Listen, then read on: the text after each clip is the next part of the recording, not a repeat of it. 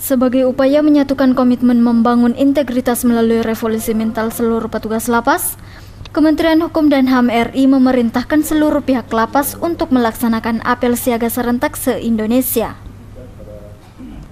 Di Kabupaten Sinjai, apel siaga serentak dipimpin langsung Kalapas Sinjai Akbar Amnur yang diikuti seluruh petugas lapas bersama para warga binaan. Memberantas praktik pungutan liar dan penyalahgunaan narkoba adalah poin utama yang menjadi komitmen para petugas lapas dan warga binaan lewat apel siaga ini.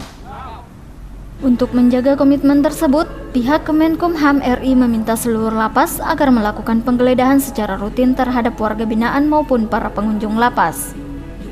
Pak Menteri bahwa wajib seluruh pengunjung maupun petugas digeledah ketika memasuki lapas rutan dan wajib melaksanakan penggeledahan baik secara rutin maupun insidentil.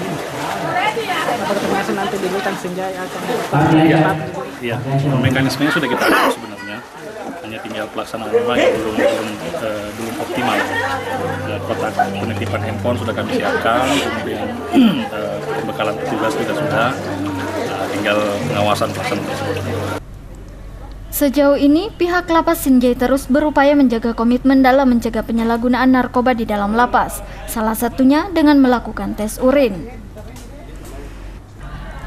Di samping itu, beragam upaya pembinaan juga dilakukan, termasuk menyegarkan pikiran petugas dan warga binaan lewat gelaran lomba keolahragaan. Zakaria Ridwan, Sinjai TV.